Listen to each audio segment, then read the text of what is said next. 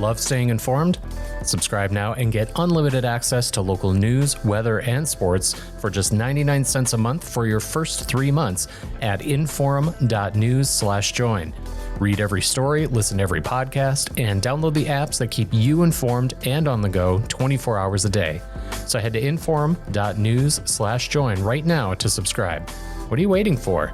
Get 3 months of local news for just 99 cents a month at inforum.news/join. Hey, Plain Talk listeners, have something to say? Call or text Plain Talk with your questions, comments, or headlines you want us to cover. Just dial 701-587-3141. Leave us your message or shoot us a text with your name and location, and you could be featured on an upcoming show. Hi, my name is Ashley, and I am in Jamestown. Hey, Rob and Chad. My name's Tony. I live in Grand Forks. That's 701-587-3141. Call us, text us, vent, praise. We want you in the conversation. Thanks for being part of the show. Now let's get back to today's episode. You're listening to Plain Talk, the voice of North Dakota politics. I'm your host, Rob Port. If I sound distracted, it's because I've been busy covering this story all morning. I'm joined by my co-host, Chad Oban. He's right of center, I'm left of center, both sides of the political spectrum. I think it's cathartic. I think it's a necessary and proper debate. I'm glad we're having it. And honestly, we have to do better. Okay, I don't know why I'm getting blamed for this, right?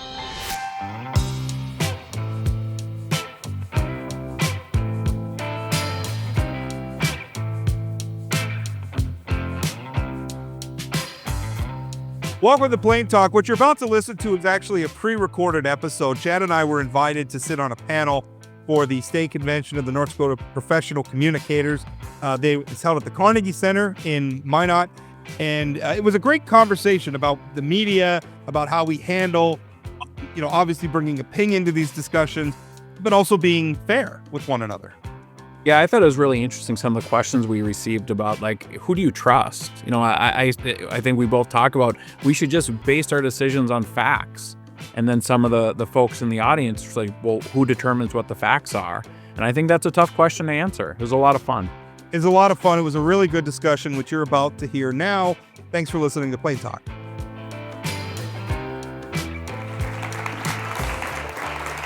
Thank you very much for having us. Always a great intro when it's like, we'll try to make this quick so you guys can get out. Yeah, we'll start early so you guys can hit the road as quickly as possible. I have been in your place at the end of a long day, a long conference, and wanted to get out of here. So we'll try to keep this light and funny. Great introduction. Our producer Matt generated that with AI, so that was great. And the dig at Chad for decades, it's a running joke on the podcast that Chad's super old. The problem is it's not an untrue dig. And you get to a certain age, and as you'll know someday when you get to be my age, that I'm not that much younger than Chad, and I too have been at it for decades. I started a blog in 2002, so the other day I was telling I've been doing this for 23 years now. This is a lot. When we were invited to speak here, we were asked to talk about I think avoiding bias, and I think Chad and I kind of looked at each other and said, well, that's not what we do at all. We don't try to avoid bias. And in fact, I would argue, as somebody who works in journalism, and I kind of drive some of my colleagues nuts about this, I think that bias is everywhere. It's kind of an idiosyncratic look at it because, journalists are supposed to be objective and everything else. And I don't think that perfect objectivity is what we should be striving for, particularly in this environment when there's a bottom-up demand from the audience for the opposite. The audience wants to be told what they want to hear in the media. That is basically the business model of Fox News or MSNBC or all sorts of podcasts and everything that you could mention. It's not about challenging the audience. It's not about trying to make them think differently. It's about, let me package current events in a way that meets up with what you already want to believe. And it's killing us as a society. I think what Chad and I do is that we don't try to set our biases aside. He's left of center, I'm right of center. Chad's day job is with the labor union. I'm very much a glinty-eyed capitalist. But what we try to be is fair, and what we try to be is honest, and we try to let that carry the day. Yeah, I think, looking at the description of this, I want to make it clear I'm not a journalist. I have bias. I'm a commentator. When Rob asked me to start doing this a few years ago, I think I was a guest once, and then he said, let's do it more consistently. It was for the perspective of right and left. I mean, Rob and I don't see eye to eye on a lot of things, and that's okay. I mean, I'm going to be honest with everybody. I'm left of center, and I live in Bismarck, North Dakota. If I can't get along with people who disagree with me, it's going to be a very, very lonely existence.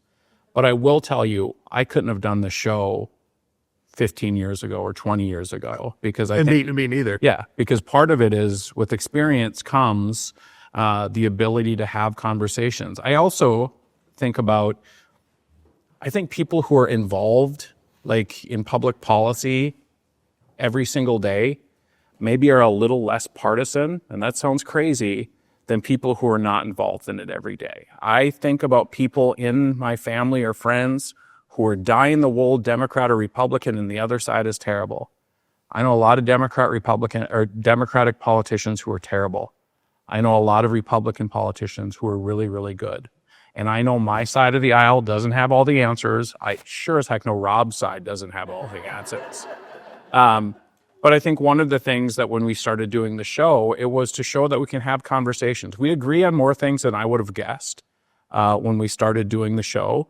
I think there's only been one show. And how long have we been doing this? I don't know. I'd have to go back and look. Okay. It's been a few years now. But I only remember one episode where I got done with the episode and I was like, I was kind of a jerk to that guest. And I shouldn't have come as hot as I did. And then I think one time where you and I maybe went after each other a little more aggressively than we should have. But other than that, I think going into an interview and having guests and being curious and trying to learn, the episodes I enjoy the most are the ones on issues I don't know anything about, because I'm just a guy who wants to learn more stuff from somebody who knows more stuff than I do. It's one thing you got to remember is Chad and I knew of each other for a long time before we ever did the show. Yeah, Rob used to write terrible things about me and my wife. I did. And they reciprocated at times. And you know, there was a time where we were both younger men who, you know, were, I think had all the, I don't know what you want to call it, the intemperance of youth. And, you know, part of it was just growing up a little bit, but, you know, looking across the media landscape now, and I think a lot about this. I mean, I am, you know, I break a lot of news, so I call myself a journalist, and I know people get chips on their shoulder about who gets to call themselves that or whatever. I report things that people didn't know before. I push news. I think that makes me a journalist. And one of the things that we really struggle with in our business, though, is there's different ways of doing it.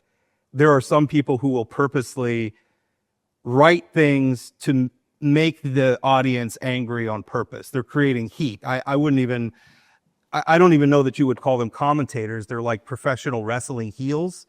They're there for a reason. Like, they're there to take an outlandish stance or a hot take. You'll hear them talk about that a lot, specifically for the purpose of just making people mad, creating heat, and getting attention. And you can monetize that, and you can make a lot of money doing that. And for me personally, I've just never been that interested in it. Now, that being said, I don't mind taking a controversial position if I think it's the right position.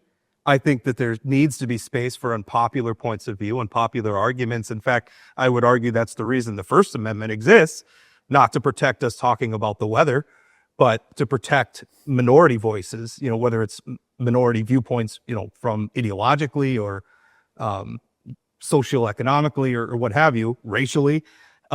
That's why that exists. And I think it is really tempting at times. And I don't know, I mean, obviously this is my job. This is kind of a side thing that Chad does because we're friends and I'm so happy that he does it with me.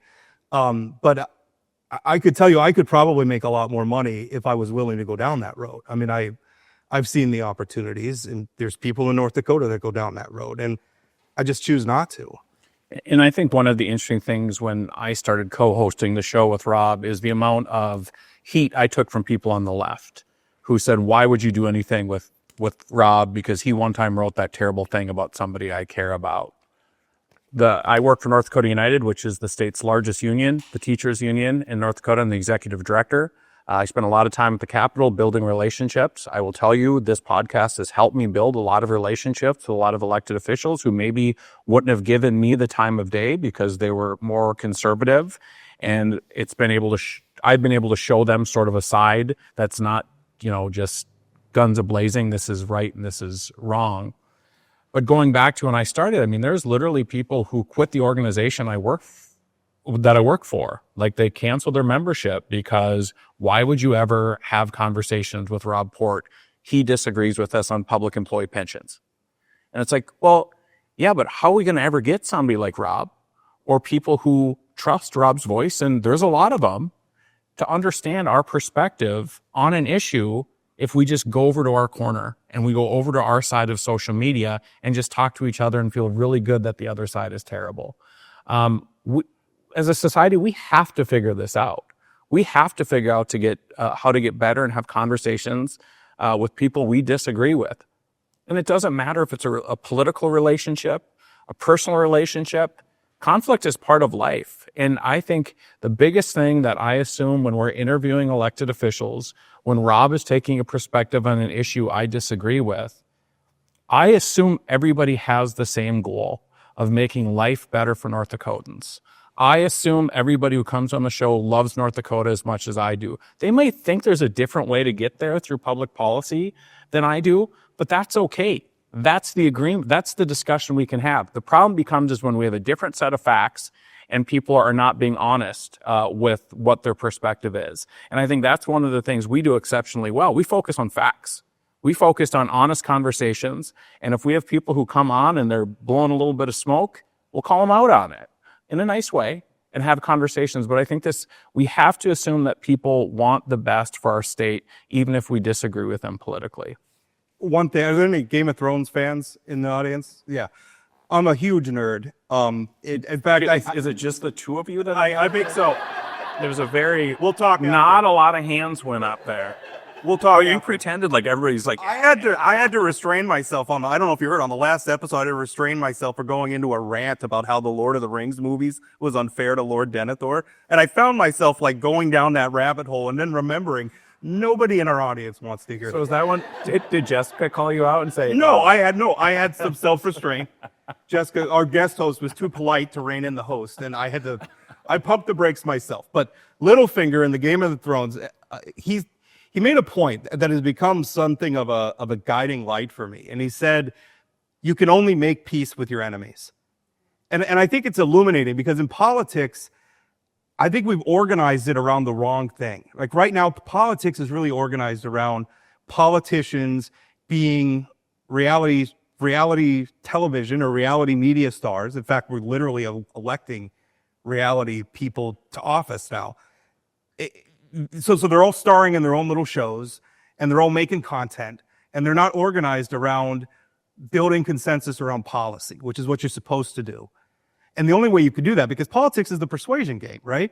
Like on a given bill, your job is, well, I don't have enough support to pass this bill yet, so I need to get more support. Well, the only people you can get support from are the people who disagree with you.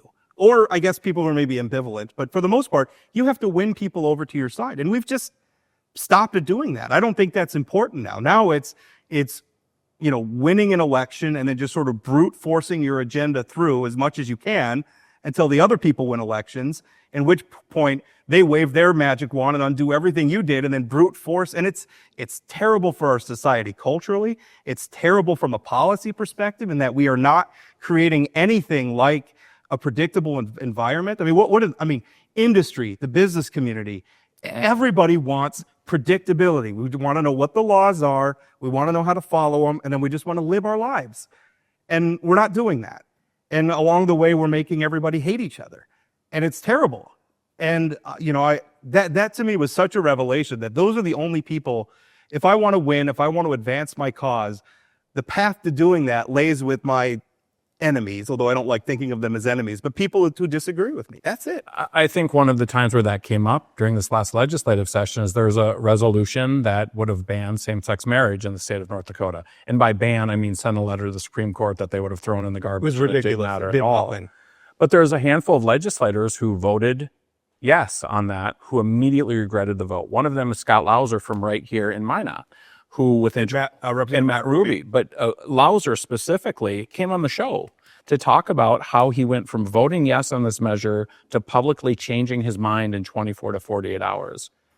Rob had the perspective that he just gave you. Basically, hey, he came to the right side here. That's a good thing, right? No matter what the pace was. And I will tell you, I was pissed. What changed in 24 hours on this very, very substantial issue? I was also annoyed with people on the left who were saying he changed his position for political reasons. I'm sorry. In Minot, North Dakota, being on the side of same-sex marriage is not good politics. So Scott did not change his position. And he came on the show, and I went after him pretty good on like, why did you? And he defended his position. At the end of that conversation, I think we then talked about property taxes because we couldn't have any conversation in the session without talking about property taxes. But at the end of the conversation, I understood much better where Scott was coming from on changing his position. I think you were sort of proven right in the fact that we should just be happy that they came to the right position on this bill. But I gained a lot of respect for Scott Lauser, even though I thought he voted wrong. He came on the show and explained it. It would have been way easier for him to either just shut up, not say a word, or just ignore the press. But instead, he came on and said, the voters deserve to know why I changed my position on this. And that was pretty impressive. I think one of my least favorite genres of political punditry is I'm really mad at this person for agreeing with me. Right. I'm really mad at this person who usually doesn't agree with me and who I don't like for all sorts of cultural and political reasons.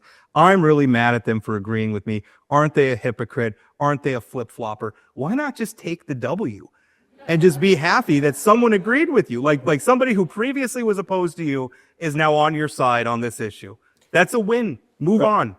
And I would also say in this legislature, and I will say one of the things that I think we do really effectively in the podcast is we focus on local issues.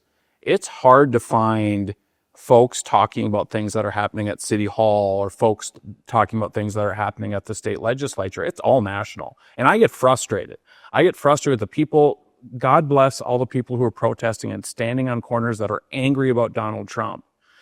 But at the same time, there's things happening at the Capitol that you have way more influence over, but there's not as much rage about that stuff. I cannot remember where I was going when I started this. It was going to be really, really interesting. Oh, I know where I was going. In the North Dakota legislature, you talk about that person was against me on this one thing. There are so many factions in the North Dakota legislature. From one vote to the next, it's hard to figure out who the coalition is. And so you can't be in constant rage mode about some elected official voting wrong from your perspective on something, because they might be right on the next 5 things. I'm going to tell a story. This is being recorded and might be public, right? Yeah. Okay, so I'm going to say I talked to a family member of mine. I'm not going to name names. And she told me that, so I like Kelly Armstrong. I like our governor. He's a friend of the show. He's a friend of ours. He's wrong on a lot of things, but including being a Mets fan. Yeah, he's a Mets fan. But I really like him. And he's one of those guys you can talk to, and he'll tell me, well, I think you're full of it. And you can go back and forth. Well, he vetoed 2 or 3 bills that I really like that he vetoed. A book ban bill, and then one having to do with school vouchers. And this member of my family is like, oh, I thought I finally could like Kelly Armstrong because he vetoed those 2 bills. I was like, well, yeah, you should like Kelly. He's a good guy. Well, and then he signed this one bill, and she said, I'm not really sure exactly what it does, but I know I'm mad that he signed the bill. And I said, well, you're a Democrat. He's a Republican. You're going to disagree on some things, but clearly you don't know anything about this bill. I don't think you get mad about Kelly Armstrong signing this bill. So I think sometimes we all go back into our little camps, and you can't. My wife was in the state Senate. I didn't agree with her 100% of the time when she took votes, and she certainly doesn't agree with me 100% of the time. Nobody's ever going to agree with somebody 100% of the time. You have to figure out the things that you can't agree on in order to move the state forward. I also don't agree with my wife 100% of the time, but she's not in elected office. Well, and she's right, though. Usually. Yeah. She just understands. She just has to let me argue my case for a little while, and then I'll give in. It's like having a toddler cry himself to sleep. You have to just talk your way. Yeah. I am so lucky that she's married to me, because I am like what I am in the column and on the podcast. I'm like that all the damn time. It's a lot. It has to be insufferable. She puts up with a lot. One of the things that came up, and it's so interesting because we are living in an era, I think, of almost unprecedented levels of political engagement. When you talk about, the number of people who are getting involved on social media and everything else, like it's a lot. I don't, and also the degree to which people have access to what's happening. I mean, once upon a time, it's like you had to watch C-SPAN to really see what's happening in Congress. Now it's on TikTok, it's on YouTube, it's on Facebook, it's everywhere. And I mean, at the legislature, and kudos to our legislature, streaming not just all the floor sessions, but every committee hearing and everything. It is amazing. And then, people are clipping parts that they think are interesting and it's showing up on Reddit. It's amazing. But one of the ways in which it's really interesting is where people are engaged and where they are not. Because where they really get engaged is if we're talking about banning some books that people don't like, people come out of the woodwork for that. Or if it's some resolution about same-sex marriage or something that ultimately is meaningless. And I'm not meaning to diminish the importance of that. I wrote about that a lot. That was an important issue. But I suspect a lot of people in this room probably work for local governments. How many people are showing up for budget meetings where the rubber meets the road? Our own vacancy, yeah. Well, yeah. Well, I mean, you guys are showing up. I mean, the public. How much does the public, when it's boring stuff about how many snow plows are we going to have, how many lane miles do we got to plow, stuff like that. Chemtrails, yeah, a lot. Chemtrails, yeah. So Representative Morton from Fargo gave us, I don't know if you guys saw this speech that she gave, and it was about the cloud seeding thing, right? I had to tell you, I don't care about cloud seeding at all. I don't think it works, but I don't think it hurts anything. I don't know. I don't know. I don't really know enough about it. I'm not that exercised about it, but there are people who are convinced it works. All right. That's a different panel. That's a different show. We'll have you on. We could talk about cloud seeding. However it feels, I don't think it's like a conspiracy behind it. I think it's just people think this works. But she got on the floor of the House of Representatives in the North Dakota House of Representatives, and she's talking about. She went through every major American conspiracy theory. She sounded like the Billy Joel song, like we didn't start the fire. We're talking about the JFK assassination. We're talking about Project Ultra, MK Ultra, all this. It was wild. And I'm watching this thinking, and this, I think, is another thing, and I don't know, I'm winning Chad over to my point of view.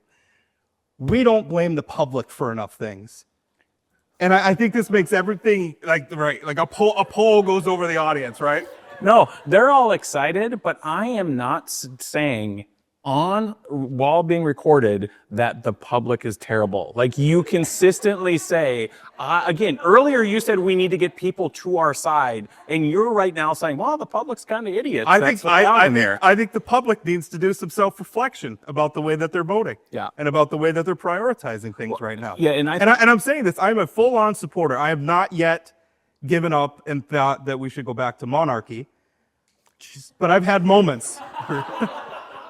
Because it is frustrating to watch the American public do this to themselves. And I guess that's kind of my thing is we talk about political problems like they're top-down problems all the time. And I can tell you that they're not, right? I mean, 80-year-old senators aren't having their staff post memes on social media for them because they're into it. They're doing it because that's what the audience wants. Years ago, they used to have a thing when I was a blogger, and they used to have national conferences for bloggers. If you could imagine what that's like. I mean, you think I bet that was a good time. It's you just think a bunch of people partying. You think a Star Trek convention is nerdy. These are people who are using their spare time to write about tax policy. That's what. But there was somebody at there, and this was Twitter. It was a panel literally describing, like teaching people how to use hashtags on Twitter. That's in our timeline. That's where we were at. Twitter was a new thing. Hashtags were a new thing. And this guy got up there, and I laughed and would share this anecdote about how stupid was this guy. Turned out he was prescient. He said that in the future, you're going to have to put all your political arguments on a cat meme, because that's all people are going to care about. And here we are, with the President of the United States posting a picture of himself dressed up as the Pope. Yeah. So, but here's the problem with, I agree with you. Nope, I'm not going to say I agree with you, but the public does have to do a little bit more. I still believe in the initiated measure process, unlike you. But I at a time in my life, I used to recruit people to run for the legislature. And 9 out of 10 times, people that you'd say, hey, you should run for the legislature, the first thing they would say is, I'm not smart enough. My response was, watch the legislature. Because we have gotten to a point where some of it is almost, like the Morton thing, almost a joke, but we spend so damn much time on those kind of things, on book bans, on who's going to the bathroom where and who's washing hands next to who, that we're actually driving serious policymakers out of the process. 2 years ago, 3 years ago, Aaron Oben, Nicole Pullman, within 3 weeks of each other, quit. I worry about people like Senator Sean Clary, who's my senator in District 35, a very serious person. He has young kids and whatever. How much longer can somebody put themselves through 4 months every 2 years, and 75% of the stuff they're working on is just complete nonsense? It's a Facebook conspiracy. And that leads to more of this stuff. So at some point, leadership in the North Dakota legislature, the governor, the congressional delegation, the leaders in this state have to stand up and say enough's enough. We saw some of that this session. Not necessarily people standing up and saying stop introducing this crap, but instead voting down some of it. A lot of it got voted Yes. But we need to be more aggressive in saying, you on the last podcast that I wasn't on, you said, what if we spent all this time trying to figure out how to take care of kids with disabilities rather than how to ban books in libraries? Like, if we were spending time on real problems rather than these fake made up problems, the state would be a lot better off. And I think, this is gonna be the last time I compliment Rob, but he has done a great job of pointing out a lot of this crap and calling people out by name, because it's not all the legislature. We have a lot of great Democrats, we have a lot of great Republicans, and then there's a group of other people. I think one of the reasons why I really wanted to single out that it is specific people, because when you hear the public talk about the legislature, that's how they talk about them, is right. The legislature. Where, for instance, one of the like the last bill that the state house voted on was a completely gutted version of a basic campaign Big surprise that the legislators don't like to have the same campaign disclosure requirements. Some legislators don't like to have the same campaign disclosure requirements that they put in place for statewide elected officials and whatnot. Weird that they don't want. We have a law where it's illegal for them to spend campaign donations on themselves, right? So if you get a donation, you got to buy parade candy or a campaign sign or donate it to another candidate or something. It's illegal for them to take a vacation with it, but they don't disclose any of their expenditures or beginning and ending fund balances. So if you or I wanted to go and check the record and see how they're spending the money, we wouldn't be able to tell. And I love the defense of it. It's always, well, I don't think anybody's doing that. Well, that's great that you don't think that. How in the world would we know? Or the defense that, well, then my opponents will know how I'm spending my money. Yeah. Well, guess what? We've talked about this on the show. There's not a bunch of legislative candidates who are running these crazy innovative campaigns that are doing anything different. Yeah. They're buying yard signs. They're putting up radio ads. Yeah, not much has changed in campaigning. But the interesting thing about that is I saw somebody on social media, blaming the whole legislature for it, as I just did, incidentally, and Chad corrected me. But I pointed out the Senate actually passed a good bill and passed it unanimously. And when it went into conference committee, it was the Senator Kristen Rohr, Senator Jose Castaneda from Minot, who were standing tall. Really, really fighting a hard fight. And they just ran into a brick wall in the House. House wasn't going to budge off their position, and ultimately the bill died. And we're still not going to know how these campaigns spend their money. In that whole conference committee, not to get too far in the weeds, but Senator Castaneda, who came into the legislature sort of being seen as first term guy. Yeah, sort of as a far right, sort of part of that group of the conspiracy theorists. And he literally sat at this table and was so articulate and so basically just saying, I can't get to where your position is, and in a very, very great way, and did it like a statesman. And one of the House members, Austin Schauer, just ripped him apart to the point where the Senate ended up they pulled their eyes and walked out of the room. And it's, again, the lack of respect of people who disagree with each other. And it was 2 a.m. on day 70, whatever, but it was ugly at the end. Yeah, it was very ugly. But I guess you're hearing us in real time. This is what we do is, Chad and I agree on a lot. In fact, I think most people agree on the basics, which is that we should be honest and we should talk about our differences from a place of honesty and from a place of agreed upon facts. And we're just not doing that anymore. I think most people, even in the legislature, they agree on 85% of the stuff. I mean, nearly every bill that gets voted on is unanimous. And so it's not like everything's controversial. We have a tendency to just look at the stuff that divides us, and I suppose we should. But we do agree on more than what maybe the public thinks the two sides agree on. How are we doing on time? I don't know. We're good. Can we take questions? Yes. Do people have questions? I don't know. You threw that out there. I'm always afraid maybe they don't want to ask us any questions. Yeah. So question. I'd like your opinion. Yeah. I do agree that we have a lot of bills introduced that the legislature has to go through, and some of them are garbage bills because the constituent has a terrible idea. The elected official doesn't want to tell them no, so they all get introduced so that they get. What do you feel? Do you think it would improve the process if our legislators were limited in how many bills they could introduce so they really put some due diligence and thought before that whole salami? I'm going to take this first because I think I know what the answer is. The question is, should legislators be limited in the amount of bills that they can introduce? There's just a great story in the Fargo Forum today that went through how many bills that were introduced by each legislator, and Ben Koppelman from West Fargo took the title again, somewhere in the 20s. Yes, we should absolutely limit it to maybe it's 3, maybe it's 5, maybe it's something like that. The other thing that I would like to see is right now, every bill gets voted on the floor. So the committee works on a bill for hours and days and days and days. Then they vote 12-1, do not pass. So everybody hates the bill. Then it goes to the floor and they pass it anyway.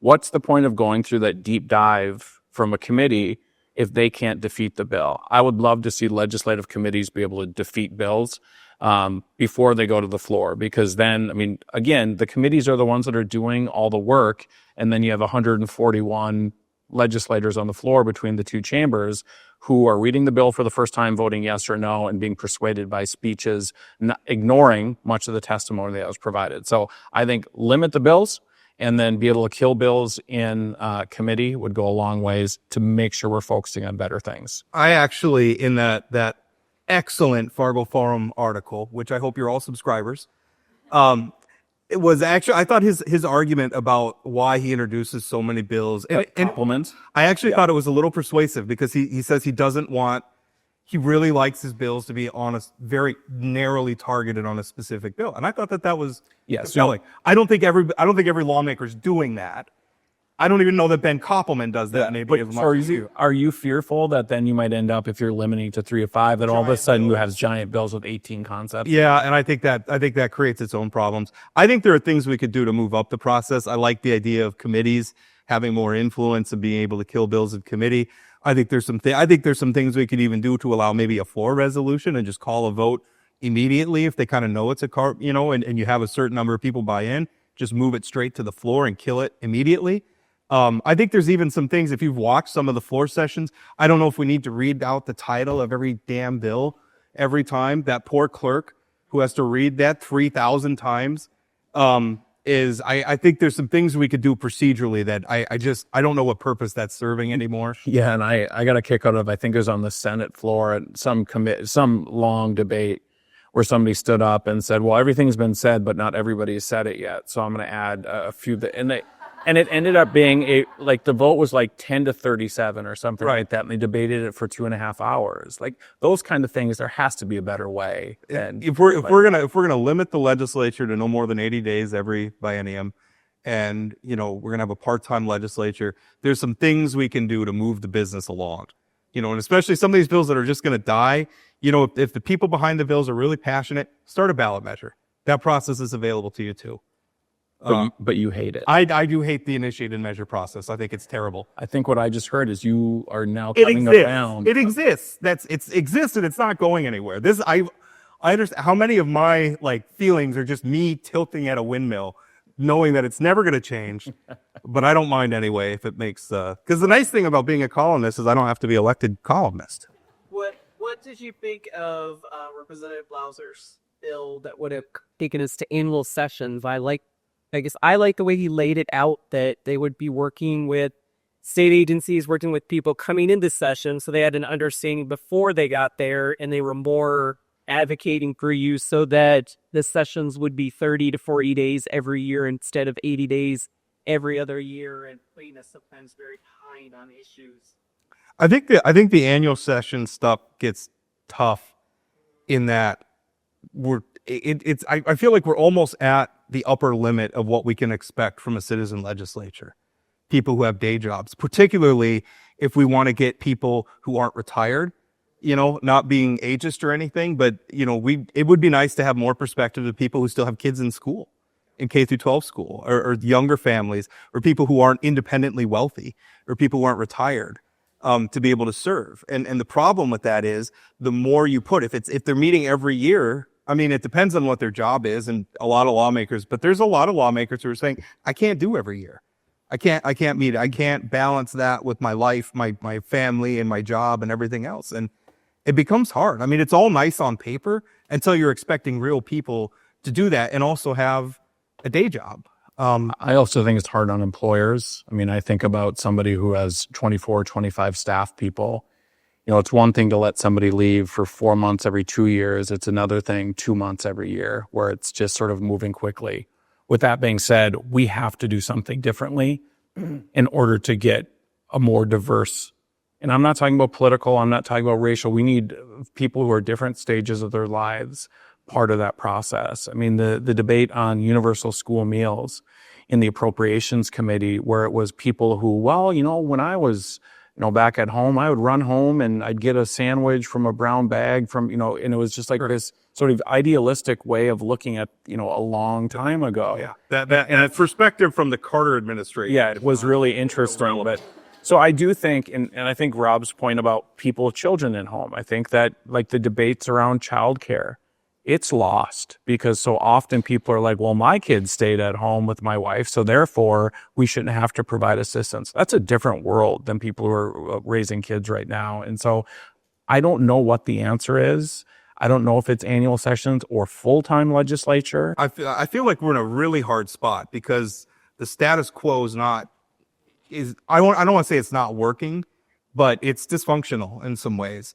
But the problem is that the real solution is probably full-time legislatures, but that's kind of the nuclear option too, right? So I don't know that there's a lot of political support out there. So now we're kind of stuck trying to nibble around the edges. And even if we went to annual sessions, I'm not so sure we wouldn't run into a lot of the same problems because there's a lot of organization and like the legislature staffing up. There's a lot of expense. It's a lot of time. We may find ourselves in the same position we are now. I'm also going to add we have to pay legislators more if we want more people to run. I would guess the majority of the folks who are not retired take pay cuts to be legislators. And I know it's not a popular position that legislators should get paid more. But if you want to hire the best people to do a job, you have to pay them a wage that allows them to continue to maintain the income when they're there. Yeah, well, they get beat up. And some of the stuff, compensating themselves for expenses and things like that, they've said some kind of dumb things, but it's not wrong. It is really expensive to be a lawmaker, and most of the people who are doing it are losing money. Nobody's running for the North Dakota legislature for the glory and the fame and the money. Well, and I remember when my wife decided to run Bob Martinson, who I think has been in the legislature since 1972. That sounds like an exaggeration. It is not an exaggeration. It's been since 1972. I call him Groovy Bob. Yeah, Groovy Bob. But he gave my wife the advice. He said, okay, you're in your 30s, you're running for the legislature. Be prepared to not have a career because it's hard to maintain employment where, again, you're taking 4 months off every 2 years. And Bob, I mean, he's done some different things throughout his career, but I mean, he was pretty clear that it's hard to maintain and move your way up from your 30s up to your earning years while serving in the state legislature.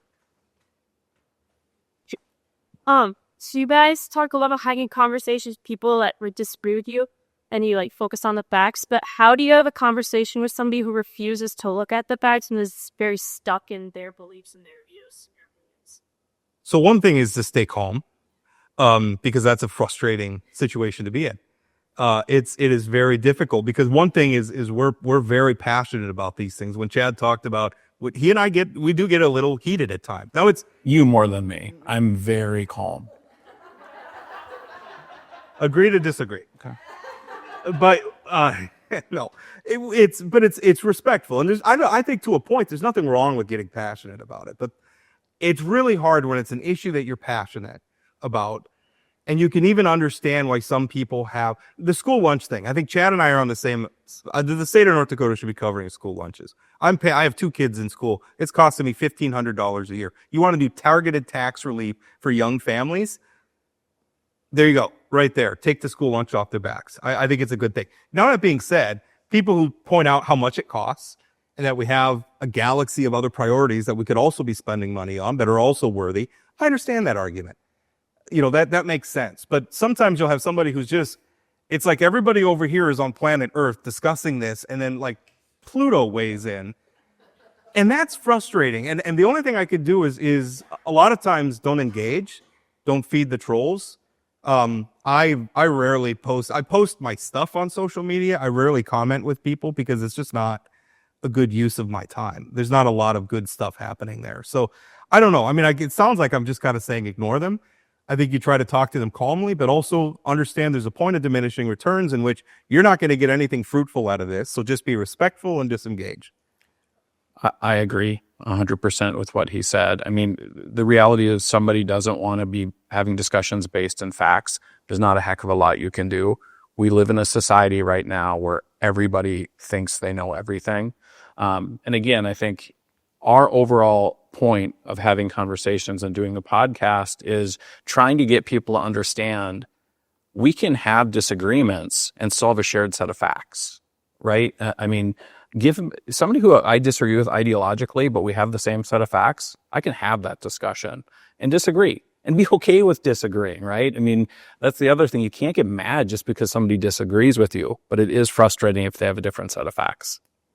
Kind of going based off of what Sarah said and what you just said about the facts, would if you have one person who's saying, these are the facts, but you have somebody else who are saying, no, these are the facts, and they're completely polar opposites? Well, one side is the facts and the other side is not the facts. I actually think it can be a little bit more complicated than that because there's No. It's either there's facts or not facts. Well, truth or not truth. Well, there is situations where two things can be true, and one group of people thinks this true thing is more important than this other true thing. And I'm trying to think of an example, but I'm going to give you an example right now. Okay. There is a tax cut that's going through Washington right now. And one side is saying all the money is going to rich people. Democrats are saying that the tax cuts are all going to rich people. And Republicans are saying, nope, it's going to everybody. Both of those things are true because something like 40% of it is going to the top 2%, but everybody's getting something. So there are two sets of facts where they're arguing which one is the priority, which one is more true than the other. So you are right. Again, that's just politics. Yeah. I just said it again, by the way, that you were right. But it is hard in this. This will turn you into an excellent panel. Yeah, this is stop the recording, Fern. Stop the recording. This is crap. Must be the heat in here. Anyway, okay, question. Oh, we had a question over here too. Did you have one? Well, right. So make me a better public voter. Where do I find the facts and not spend 3 weeks ahead of an election researching every one of them? Yeah, get off social media, for one thing. Yeah, good.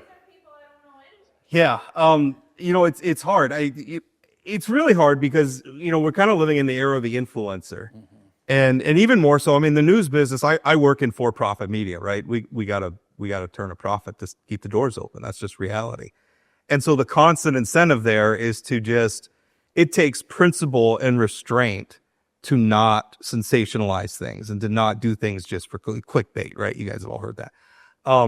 We have, people who went to, not me, I didn't go to journalism school, but, we have people, I mean, we have a tradition and that just doesn't exist for somebody who is just doing TikTok videos. They're gonna zero in on the most salacious thing, the most crazy thing. They're gonna exaggerate. And you just have to wade through it. I think the important thing is to try to find voices that you trust. Purposely seek out things you disagree with. And for people who are getting their news on social media, one thing that you might want to look, and it's kind of an old school online thing, it's what I do actually, is because I write about this stuff, so I'm very conscious about the sort of information that I allow to be inputted. So I don't listen to like talk radio, because otherwise I'll be just writing about what's on talk radio all the time, and I think talk radio should be talking about what I'm writing about. So what I use is actually RSS feeds, and there's several services out there called Feedly where you can choose the New York Times, the Wall Street Journal, the Minot Daily, whatever, the Fargo Forum, whatever it is you want to follow, and just plug those in, and then they just show up chronologically. There's no algorithm deciding that, you clicked on a story one time about Carrot Top and now you're super into his career. This happened to me recently. I Googled, I was sitting. And you're admitting that publicly. I was sitting and I was wondering whatever happened to Carrot Top. Like, he was super popular for a while. Is he still working? Turns out he's in Las Vegas. Don't you have things to do in your life rather than thinking about I don't Carrot sleep. Top? I don't sleep. This is the problem. But now, like, everything, it's just my morning daily brief of Carrot Top themed news. And I don't understand why they're doing this to me. So that's something I have purposely done is I pick the news sources. I decide. But I think it's one of the hard things. This is not a top-down problem, what we're living through right now. This is a bottom-up problem. We need Americans to make all kinds of better decisions about who they're voting for, where they're getting their information, what they're choosing to believe. I mean, we have people who are choosing to believe some rando yoga instructor and what she has to say about vaccines, and not their doctor, who they go to get medical care from and who has access to all of their medical records. So I think ultimately it's what Rob said, figuring out who to trust. And that is way easier said than done. Like, I don't have advice on who you should trust. You should trust me more than Rob. I can guarantee that. But that is ultimately, you have to figure out who you're going to trust, and wade through it, and just know that online, you're going to be fed one perspective, on things. And I think asking questions, and one of the things I like about the podcast is, again, we have guests who come on to talk about things I could care less about. But once we get into the interview, it's like, oh, I could learn something about chronic wasting disease or something. I was going to say, we did an episode about deer baiting. Yeah, and it was super, super interesting once we got into it. So I think ask questions, figure out who you can trust, and go from there. But it's not easy. So I did go to journalism school. Okay. Yeah, at this case. So you say that this is the age of the influencer. Do you not consider yourself an influencer? Yeah, I do. Yeah, that's kind of... Thanks for pointing that out. People just get their news from this pork guy. Well, wait now. But these people actually went to journalism school. Yeah, it's different. No. You're a different kind of influencer. You can be trusted. Actually, I think there are ways in which, and we're actually been having conversations about this internally, about shifting away from the forum as an institution to the forum as a stable of trusted people. Because I don't know that there's anything specifically wrong with the influencer model, right? There's nothing specifically wrong with being a talk radio host. You could do it responsibly, or you can be irresponsible with it. Yeah. So I think it's about finding the people, whether we like it or not. This is how people are going to get their news. They're going to identify personalities that are covering a topic area that they're interested in, and they're going to follow them. And it's up to the public. I mean, it was the public that made Joe Rogan super popular, right? And now we have a stand-up comedian / MMA commentator telling us about, complicated international diplomacy. Like, this is... So it's like, so journalists, okay, you talk about tournaments. I feel like journalists are a revolving door. I'm not a journalist anymore. I used to. We are locally. I work to the Foreign, I work for WAY. Yeah. So, it's really hard because I work for the Department of Water Resources. It's a very complicated issue, and I feel like I'm educating journalists to the point where, like, they're just going to run with whatever content type I write them. Yeah. It's not what journalism is supposed to be. They should not be taking my work. They should be multi-sourcing it. So, like, what do you say, like, where you stand on the fourth estate right now? Yeah. So can I add something as a union guy? Yeah, go ahead. We need to start paying journalists more money so they can stay in the profession. We cannot expect for people to stay in these jobs paying that wage because they're very, very complicated. I mean, in my job, I influence journalists, and I got to be honest, sometimes it's nice when there's a new reporter that I can just hand a press release to and it gets ran verbatim, but that's not good for answering the question, who should I trust? So it has to start with people like Rob's employer paying people more money so they can stay in this job. And I can say that Rob probably shouldn't say that. No We comment. have to pay people more so they can become professional journalists. Well, but the other thing too is the number of people who will come up to me and talk about all the creative ways they've come to get around our paywall. And they're telling it to me like they're proud. Like, listen, I'm not coming down to the gift store and stealing your mugs. Well, I don't know why you're bragging to me. Comment on your Facebook page and say, hey, this is behind a paywall. And then complain to you that it's behind a paywall. No kidding. They asked me can you publish the whole thing out here so we can all read it? And I'm like, no, I can't. So that's a tough thing that's another, the public has to want that sort of journalism. And then they have to be willing to pay for it. And Probably just keep on yes, because that is yeah, I'm not actually in favor of that. In fact, I'm actually going to be on Prairie Public at the end of the month. They're having me on their podcast. And actually, I thought it was going to be a segment. It turned into an evening with Rob Port, and now I'm super anxious about it. So. You must be. This is the second time you've brought it up during our 20 minutes together today. I know. I am really nervous about it, but I don't know. I mean, if the public wants quality journalism and is willing to pay for it, they'll get it. But they have to be willing to pay for it because the individual journalists talented people are going to go to the professions where they can make the most money for their families and themselves. And why I can't blame them for that. I could be making significantly more money and I choose not to because I really love what I do and I really care about it. So every person that I've ever hired to work in the comm shop at North Dakota United came directly from being a reporter. And it wasn't that expensive to hire them. Any other questions? We good? Yeah. Yeah, people are ready to go home. I think the thermostat has hit that. They're in the room. It's time To wrap it up. Thank you so much. Thank you.